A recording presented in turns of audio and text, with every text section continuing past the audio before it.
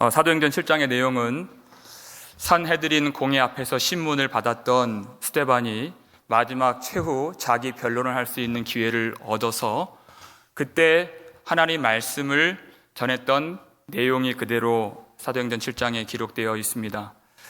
스데반이 왜 그렇게 공회 앞에 정죄를 받았습니까? 스데반이 하는 그 복음 증거 속에 하나님의 성전과 모세의 율법과 하나님을 모독하는 것이 들어있다고 그들이 판단을 했습니다. 그런데 스데반은 그렇게 말하지 않았습니다. 스데반은 오히려 당신들이 성령을 항상 거슬러 왔습니다라고 이 설교 말미에 그렇게 이야기를 하고 있습니다. 이 설교 마지막 부분을 같이 한번 찾아보면요, 51절입니다.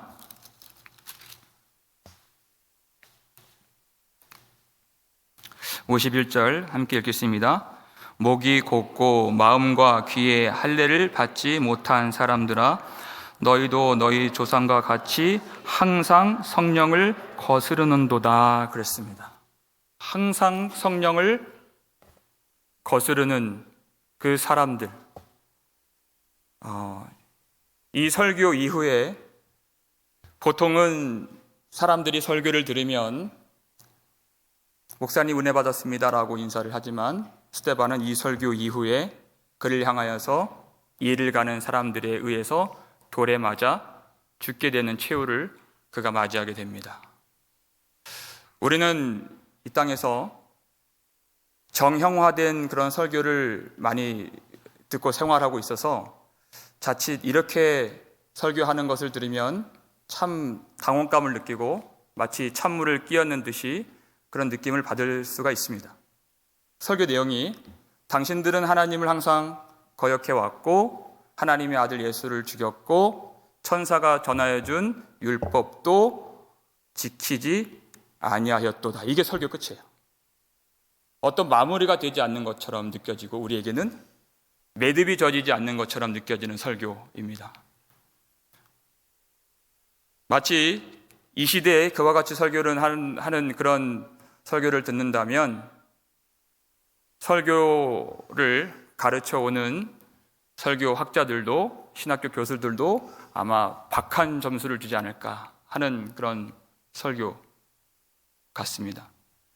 그런데 우리가 이 시대를 살면서 오늘 스데반이 했던 이 말씀 가운데에서 하나님이 주시고자 하시는 그 메시지를 우리는 절대 우리가 간과해서는 안 되고 반드시 기억해야 하는 것입니다.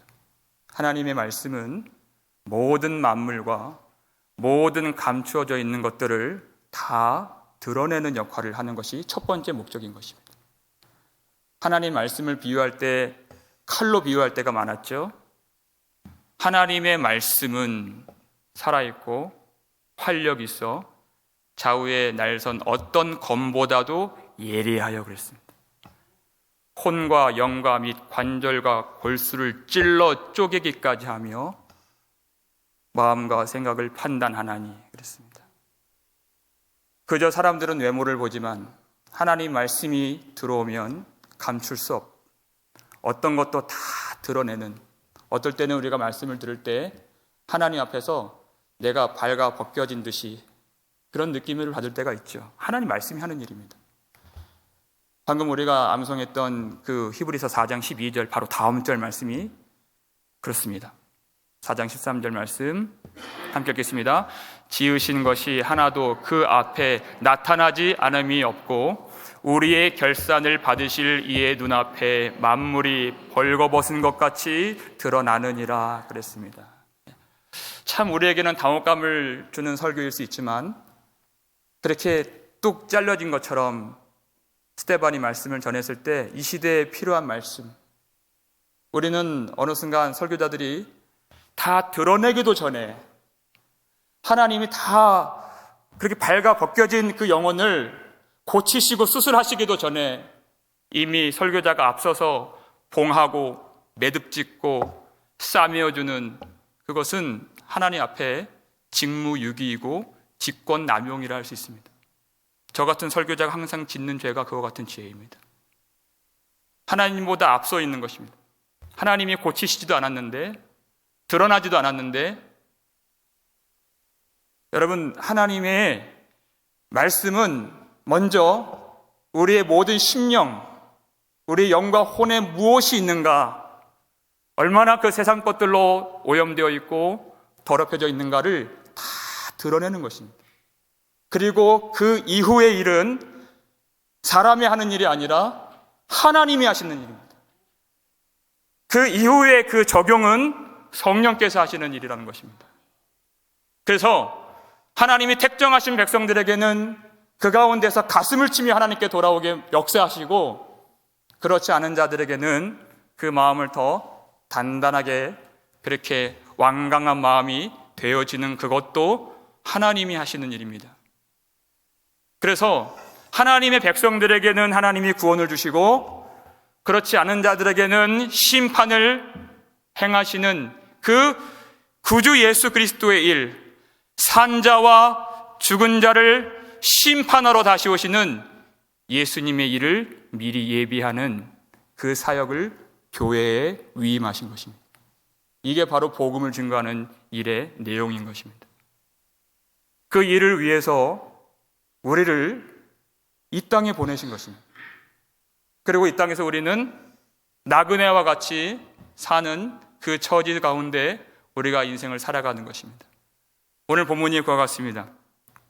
6절 보니까요, 하나님이 또 이같이 말씀하시되 그 후손이 다른 땅에서 나그네가 되리니 그랬어요.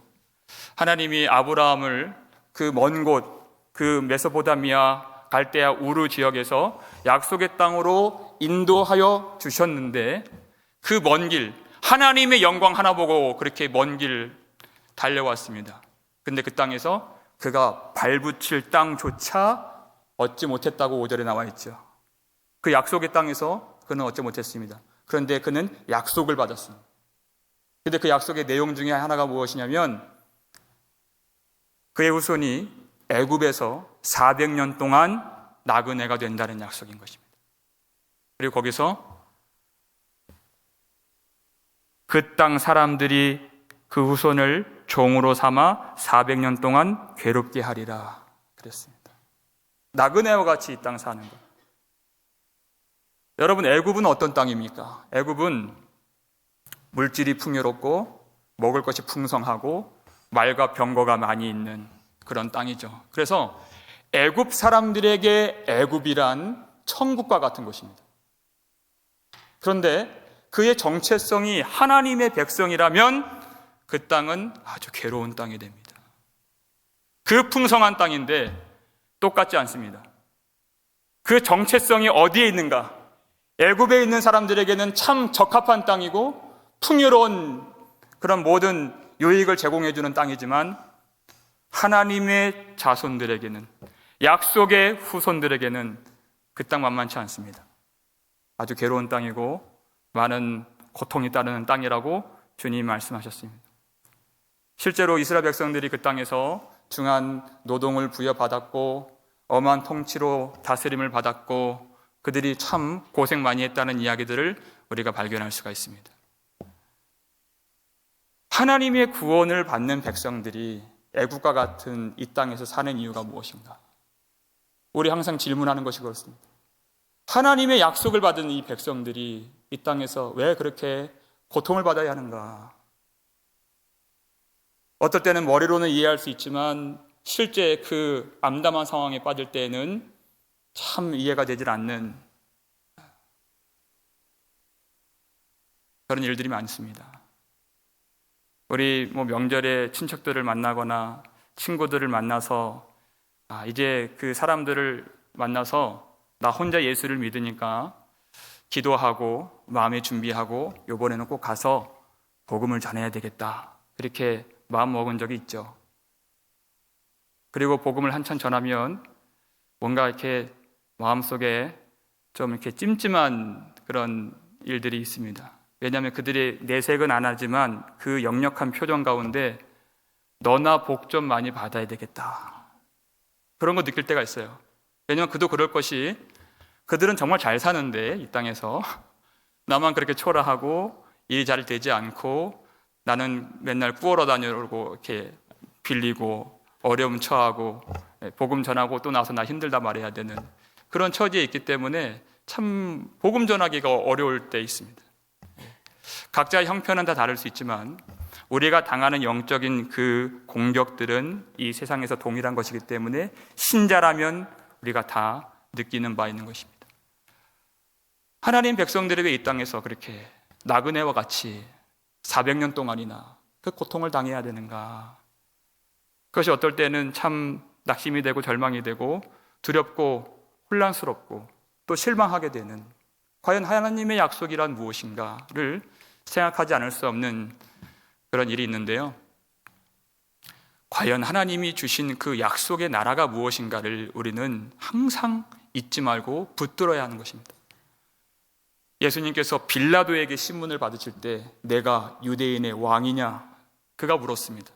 그랬더니 예수님이 그것이 내 스스로 한 말이냐 다른 사람들이 내게 한 말이냐, 그렇게 정곡을 찌르는 그런 질문으로 대답을 대신하셨죠. 만약에 빌라도가 예수님이 만왕의 왕이요 만주의 주이신 것을 알았더라면 그렇게 질문조차 할 수가 없는 것입니다. 질문을 한다는 것 자체가 굉장히 불경한 일이기 때문에 그렇습니다. 근데 빌라도는 예수님을 무시하면서 그렇게 예수님을 죄를 찾지도 못했는데 사람들의 시선에 의해서, 그 유대인들의 그 생각에 사로잡혀서 그렇게 정치적으로 예수님께 사형 언도를 내려야 했던, 정말 비참함에 빠졌던 사람이 바로 빌라도였습니다. 그때 예수님께서 그 빌라도에게 이렇게 대답을 하십니다. 요한복음 18장 36절입니다. 함께 읽겠습니다. 예수께서 대답하시되 내 나라는 이 세상에 속한 것이 아니니라. 만일 내 나라가 이 세상에 속한 것이었더라면 내 종들이 싸워 나로 유대인들에게 넘겨지지 않게 하였으리라. 이제 내 나라는 여기에 속한 것이 아니니라. 아멘. 그렇습니다. 이 땅에서는 감춰져 있는 나라인 것입니다. 수많은 사람들, 넓은 길로 가는 사람들이 볼 수 없는 그 숨겨져 있는 그 나라. 그래서 예수님은 이 땅에 오실 때 당신께서도 머리 둘 곳이 없다 하시는 나그네의 길을 걸으셨고 종의 형체를 가지셨고 결국 십자가에서 죽으신 우리 앞서 나그네가 되신 예수님이 되십니다. 그리고 그 영광 나라 계신 임금이 되셔서 그 영원한 나라를 우리에게 유업으로 물려주시는 맏아들이 되셨고 상속자가 되신 것입니다. 하나님을 아는 자들, 참으로 아는 자들은 그 나라가 이 세상에 속한 나라가 아닌 것을 압니다. 그래서 우리가 좋아하는 찬양 중에 492장 잠시 세상에 내가 살 동안 찬양 있죠? 잠시 세상이라 그랬어요. 그때 2절 고백이 이렇습니다. 눈물 골짜기 더듬으면서 나의 갈 길 다 간 후에, 그랬습니다. 이 땅이 어떤 땅이라 했습니까? 눈물 골짜기 더듬으면서 나의 갈 길을 다 간 후에 내가 주의 품 안에 안기어 주 안에서 영원토록 살리로다. 하나님 우리에게 주신 나라는 이 나라가 아니기, 이 땅에 있는 나라가 아니기 때문에, 그래서 그 애굽에서 그 사람 스스로는 가질 수 없는 믿음으로만 소유할 수 있는 그 영원한 하나님의 나라, 그 믿음을 이 땅에서 주기를 원하시는 하나님께서 잠시 잠깐의 나그네의 길을 우리에게 허락해 주셨는데, 여러분 그 속에 있는 믿음의 외적 표현이 무엇이라 했습니까? 이게 바로 부르짖음입니다. 하나님이 애굽에서 그들에게 심어주신 것은 바로 그 부르짖음이었습니다. 그 부르짖은 그 모습들이 얼마나 많이 나오는지요. 출애굽기 2장 23절 말씀입니다. 함께 읽겠습니다. 여러 해 후에 애굽 왕은 죽었고 이스라엘 자손은 고된 노동으로 말미암아 탄식하며 부르짖으니 그 고된 노동으로 말미암아 부르짖는 소리가 하나님께 상달된지라. 아멘. 그렇습니다. 신약에도 마찬가지입니다. 사도행전 2장 21절 로마서 10장 13절 누구든지 주의 이름을 부르는 자는 구원을 받으리라 그랬어요. 예수를 부르면 되는구나. 원어를 보니까요, 에피칼레오라고 하는 헬라어 단어예요. 부르짖다는 뜻입니다. 주 예수를 부르짖는 자는 구원을 받으리라 하신 것입니다. 그 고통 중에서 탄식하면서 주님 없이는 안 되는 것을 알기에 하나님 앞에 간절히 부르짖는 그 믿음을 하나님이 보시고, 그 고통을 하나님이 보시고, 그 부르짖음이 하나님께 상달된지라 했습니다. 하나님께서 모세에게 사명을 주실 때 그 불꽃 가운데 떨기나무가 타는 그 가운데에서 모세에게 말씀 주실 때에도 바로 이 내용으로 모세에게 사명을 주셨습니다. 출애굽기 3장 7절 8절입니다. 여호와께서 이르시되 내가 애굽에 있는 내 백성의 고통을 분명히 보고 그들의 감독자로 말미암아 부르짖음을 듣고 그 근심을 알고 내가 내려가서 그랬습니다. 하나님이 내가 내려가서 이렇게 얘기했어요. 그 부르짖음을 듣고 하나님이 그 땅에 내려가서 하나님이 동행해 주셨다 그랬습니다. 그리고 건져내고 그들을 그 땅에서 인도하여 아름답고 광대한 땅, 젖과 꿀이 흐르는 땅, 그 땅으로 데려가려 하노라 그랬습니다. 하나님과 우리가 언제 어떻게 우리가 동행할 수 있습니까? 애굽에서 배우는 거, 그 나그네 그 처지 가운데에서 하나님은 부르짖는 자와 동행하시고 그 땅에 임재하시고 영광으로 함께 하시는 하나님이 되십니다. 누가 부르짖을 수 있습니까? 하나님이 아니면 안 된다고 하는 사람. 애굽에는 모자란 것이 없습니다. 물도 풍성하고 양식이 많고 수많은 그 볼거리와 그 아름다운 것들이 많이 있지만 딱 한 가지 하나님만 없는 땅입니다. 하나님의 나라는 오직 다른 것들이 있지 않고 하나님만 계시는 나라입니다. 하나님의 백성이 이 애굽 땅에서 수많은 것들을 누리고 먹고 마시고 체험받을 수 있지만 하나님 한 분 없어서 부르짖는 땅, 그것으로 살 수 없습니다. 주님, 내 영혼 내 마음 그 어떤 것으로도 나를 만족해 하지 못합니다. 주님, 그래서 그 하나님의 나라, 이 땅에 속한 나라가 아닌 하나님의 나라만 갈급해하고 그 나라에 대한 하나님에 대한 믿음과 하나님에 대한 소망과 하나님에 대한 사랑으로 채워지고 풍성해지는 그 은혜를 이 애굽 땅 나그네 된 시절 가운데 하나님이 우리 가운데 심어주길 원하신다는 것입니다. 어떻게 우리가 그 나라 갈 수 있습니까? 주님, 제 힘으로 안 됩니다. 주님, 내 지혜로 안 됩니다. 주님, 주님이 임하시고 주님이 나를 붙드시고 주님이 나를 끄집어내시고 세상 좋은 것들 많이 있지만 하나님이 없는 이 땅에서 내가 살지 않도록 나를 건져 주옵소서. 주님만 의지하고 의탁하는 자가 부르짖고 그 부르짖음 가운데 하나님이 임하셔서 구원이 역사가 나타나는 것입니다. 그렇게 하나님이 그 땅에서 정말 우리가 하나님의 나라를 사모하는가, 하나님의 나라 정말 우리가 원하는가, 하나님을 정말 우리가 사랑하는가를 이 땅에서 더욱더 더 그것을 정금과 같이 그 사랑과 그 소망과 그 믿음을 하나님이 이 땅에서 자라게 하시도록. 근데 오늘 본문을 보니까요, 그와 같은 구원의 역사만 있는 것이 아니라 정말 놀랍게도 하나님이 이 땅에 하나님의 백성들을 나그네 길로 인도하시는 그 목적이 두 번째가 있는데요, 그것이 바로 심판을 위해서 있는다는 것입니다. 7절 말씀 오늘 본문입니다. 함께 읽겠습니다. 또 이르시되 종 삼는 나라를 내가 심판하리니 그 후에 그들이 나와서 이곳에서 나를 섬기리라 하시고 그랬습니다. 그 종 삼는 나라, 그 애굽 땅에 대해서 그 이스라엘 백성들이 그렇게 부르짖고 부르짖을 때 하나님의 구원이 점점 더 가까이 임하게 되었습니다. 그때 하나님이 그 백성들을 끄집어내실 때 그 백성들을 구원하시는 일만을 위해서가 아니라 그 종 삼는 나라, 그 애굽에 대해서 하나님은 심판도 점점 가까이 가도록 역사하셨다는 것입니다. 그래서 하나님이 그 가운데 10가지 재앙을 내리셨죠. 그것은 애굽의 입장에서는 10가지 재앙이지만 하나님의 백성들의 입장에서는 하나님의 구원에 가까이 가는 단계를 말하고 있는 것입니다. 그렇게 구원이 진행될수록 놀랍게도 하나님이 능력을 보이시고 하나님이 권능을 나타내실 때 정말 놀랍게도 애굽의 바로는 그의 마음이 더 강팍해졌다 그랬어요. 그 마음이 더 완강해졌다 그랬습니다. 그 마음이 더 완악해졌다 그랬습니다.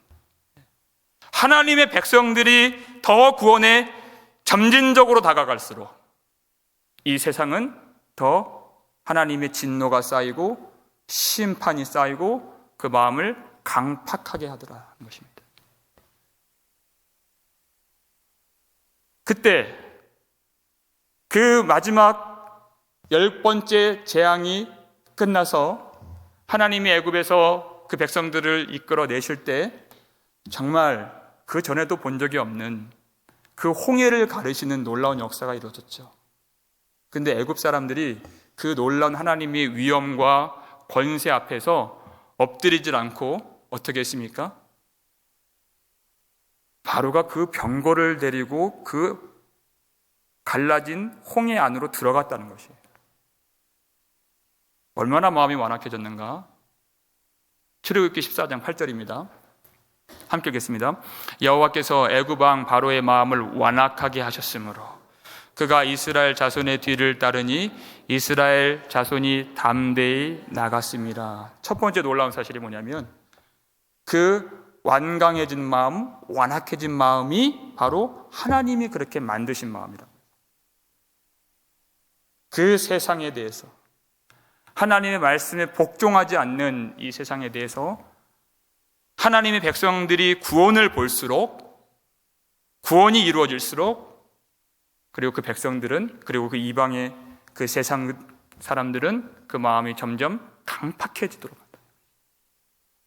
그리고 그 홍해 안으로 들어갈 때 이스라엘 백성들은 이 세상적으로 가진 것이 없어서 쫓기는 모습으로 홍해 안에 들어갔습니다. 근데 바로는 그 하나님의 위엄과 그 권능을 보질 않고 오로지 그 이스라엘 백성들을 추격하고자 하는 마음만 있어서 뭣도 모르고 그 홍해 안으로 들어간 것이죠. 그리고 자기의 병거와 자기의 그 기병들을 보고서 득세해서 그것들을 의지하고 쫓아서 쫓는 자로 들어간 것입니다. 하나님이 어떻게 하셨습니까? 모세를 통하여서 그가 손을 뻗쳐서 다시 바다의 물의 힘이 회복되어서 그 홍해 가운데 바닷물이 애굽의 기병과 마병만 덮이게 하셨습니다. 하나님의 백성들은 하나도 해를 입지 않고 그 애굽의 모든 군사들이 하나도 남지 않았더라 그랬습니다. 그것을 이스라엘 백성들이 보았습니다. 출애굽기 14장 31절 말씀 함께 읽겠습니다. 이스라엘이 여호와께서 애굽 사람들에게 행하신 그 큰 능력을 보았으므로 백성이 여호와를 경외하며 여호와와 그의 종 모세를 믿었더라. 아멘. 그렇습니다. 그 백성들이 그것을 보도록 하나님이 구원하시기로 처음부터 작정했던 자들, 하나님이 은혜를 주시려고 그렇게 마음으로 품으셨던 자들에게는 뭘 주십니까? 부르짖음을 주십니다. 그리고 하나님의 권능을 보여주십니다. 그리고 하나님을 경외하게 하십니다. 하나님의 구원을 보게 하십니다. 그리고 하나님의 말씀을 믿는 믿음을 주십니다. 그리고 하나님의 구원을 하나님이 성취시켜 주십니다.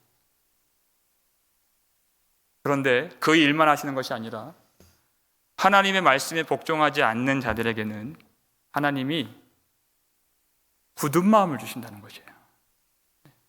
강팍한 마음을 주신다는 것입니다. 완악한 마음을 갖게 만드신다는 것입니다. 하나님의 권능을 보지 못하도록 하신다는 것입니다. 지금 스데반이 말씀을 전하는 상황이 바로 그와 같은 상황이고 이 땅에서 하나님의 백성들이 살아가는 세상도 이와 같은 세상이라는 것입니다. 하나님의 백성들은 점점 죄가 가득 차오르는 이 시대를 살면서 그것을 보고 절대 낙심하지 않는 이유는 무엇입니까? 그것이 하나님의 구원의 완성에 가까이 가는 일인 것을 우리가 믿기 때문에 그렇습니다. 그것이 어떨 때는 절망스럽고 낙심되고 두렵고 혼돈스럽고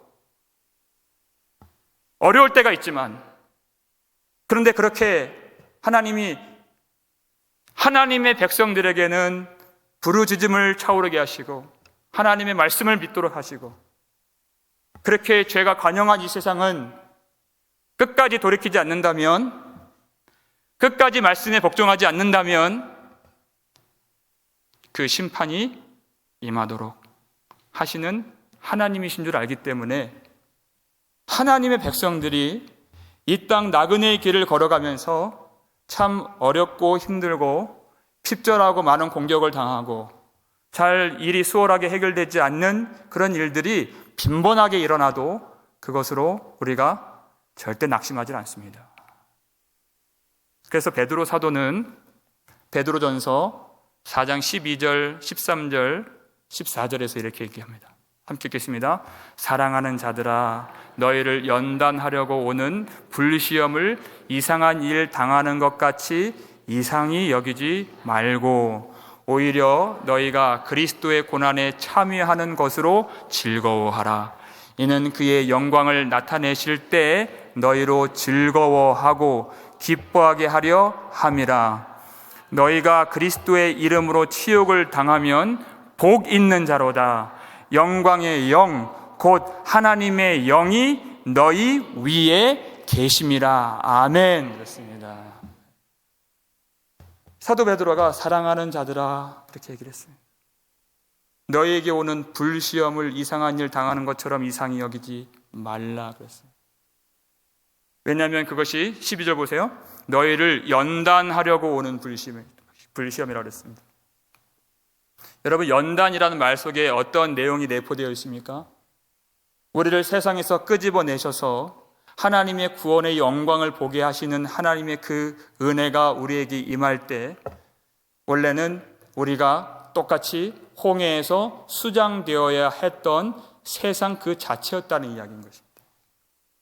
그래서 우리에게는 연단이 필요했기 때문에 하나님의 백성에 걸맞는 이 땅의 세월 동안에 그 모든 죄악된 것, 애굽에서 묻었던 때와 불순종과 그 오염된 것들을 하나님이 연단하셔서 정결하게 하시는 그 과정으로서 하나님이 어떨 때는 시련을 주시는데 그 시련을 연단하려고 오는 불시험이라고 그랬습니다.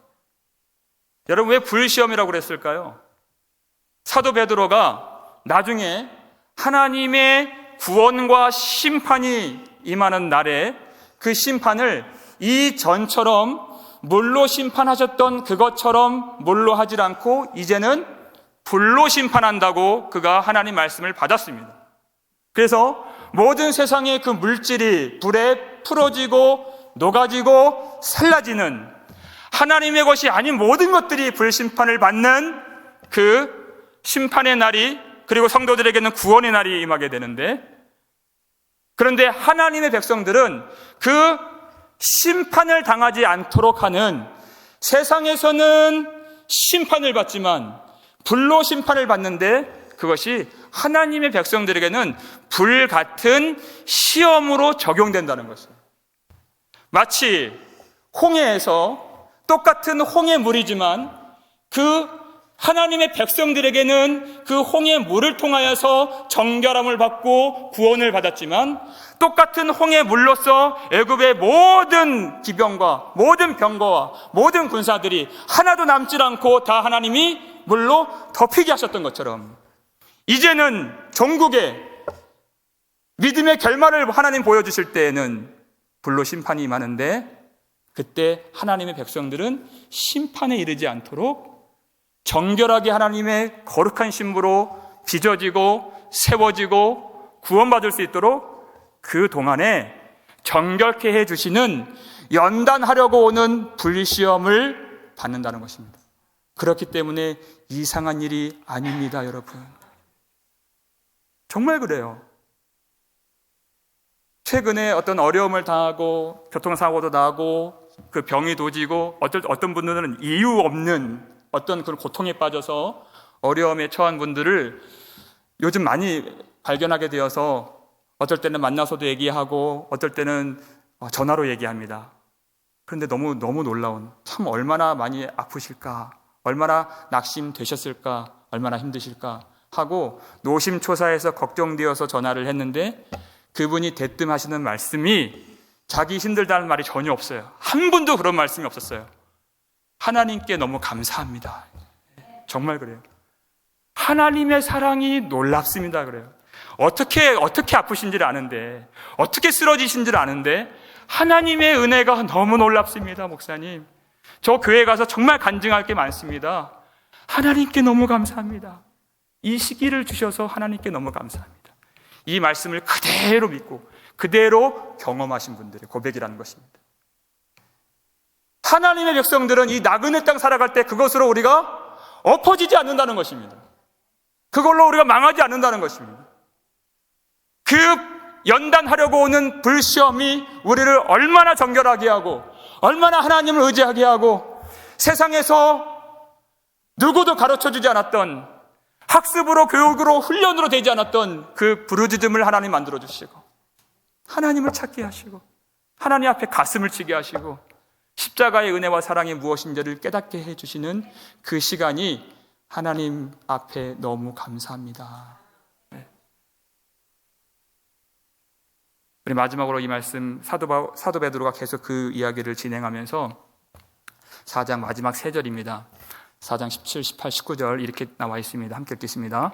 하나님의 집에서 심판을 시작할 때가 되었나니 만일 우리에게 먼저 하면 하나님의 복음을 순종하지 아니하는 자들의 그 마지막은 어떠하며 또 의인의 겨우 구원을 받으면 경건하지 아니한 자와 죄인은 어디에 서리요? 그러므로 하나님의 뜻대로 고난을 받는 자들은 또한 선을 행하는 가운데 그 영혼을 미쁘신 창조주께 의탁할지어다. 아멘. 그 연단을 받을 때 우리가 감사하고 더 감사할 수 있는 이유가 분명히 있다는 것입니다. 17절 보세요. 하나님의 집에서 무엇이 시작되었습니까? 심판이 예수 그리스도께서 십자가에서 죽으신 그때부터 심판이 시작된 것입니다. 그런데 여러분, 설교 방송을 한번 하루 종일 일주일 내내 한 달 내내 들어보세요. 하나님 우리에게 심판을 해주셨다는 그 내용도 참 듣기 어렵거니와 그것은 우리의 귀를 팍 죽이려고 주신 말씀이 아닙니다. 심판이라고 하는 것은 하나님의 백성들이 들었을 때 그것이 하늘의 위로여 소망으로서 우리에게 주어주신 말씀이라는 것입니다. 하나님의 집에서 심판이 시작할 때가 왔는데 하나님의 백성들이 그 영원한 그 불의 심판에 들어가지 않도록 그 똑같은 불인데 우리에게는 불 시험으로 와서 우리를 하나님이 정결하게 해주시고 그 나그네의 길에서 어떨 때는 눈물도 흘리고 어떨 때는 고통도 받고 어떨 때는 질병도 만나고 어떨 때는 가난도 만나고 어려움을 당하지만 그런데 그 일을 통하여서 하나님이 영원한 심판을 피하게 해주시는 주님, 하나님이 그 거룩한 하나님의 교회와 백성들도 이렇게 연단하시는데 그 불경건한 그 애굽 사람들과 그 세상 사람들이 당하는 심판은 얼마나 참혹하겠느냐. 하나님의 백성들로 하여금 더 하나님을 의지하게 하시고 오직 위로와 소망이 하나님의 구원과 하나님의 은혜에만 있다는 것을 알도록 하시고 우리의 예배와 우리의 기도와 우리의 믿음과 우리의 소망과 우리의 마음을 하나님께로 드릴 수 있도록 역사해 주시는 우리 하나님의 은혜, 그리고 아직 세상에 있는, 그리고 세상에서 그 많은 것들을 누리고 있는 어떤 사람이라도 하나님이 지금 오늘도 우리에게 기회를 주셔서 오늘도 우리에게 동일한 그 소망을 주셔서 이 말씀을 들었던 모든 유대인들이 다 동일한 심판을 받은 것이 아니라 그 가운데 사도 바울을 심겨주셔서 똑같은 심판을 받는 것이 아니라 그 가운데 하나님의 은혜가 임하고 스데반의 그 저들의 죄를 용서하여 주옵소서 하는 그 기도가 응답되어서 그 사도 바울마저도 구원하신 하나님, 그 하나님의 놀라운 은혜를 우리가 어떤 사람이 다 아는 그런 좋아 보이는 일보다도 어떨 때는 시련을 당하고 외로운 어떤 인생 가운데에서 그 눈물 많은 나그네 길 위에서 하나님이 함께 하시고 영광의 영 우리 아버지 하나님이 우리를 붙드시는 은혜 가운데 경험할 수 있음을 믿으시길 바랍니다. 어떻게 우리가 그 은혜를 누리게 되었습니까? 하나님의 집에서 심판이 시작되었다고 했는데 우리의 하나님의 집이 되신, 우리의 성전이 되신 예수 그리스도께서 심판을 당하셨으므로 우리의 모든 심판이 옮겨진 바 되었고, 하나님의 은혜의 나라로 우리를 업어나르시고 구원해 주시는 그 사랑 가운데에서 심판과 구원을 행하시는 하나님이 고통 가운데 우리와 동행해 주시고, 나그네 길에서 우리에게 힘을 주시고, 십자가 앞에서 죄를 고백하게 하시고, 십자가를 붙들 때 영광을 보게 하시는 그 하나님이신 줄을 믿고 의지하는 저와 여러분 되시기를 주의 이름으로 축원합니다.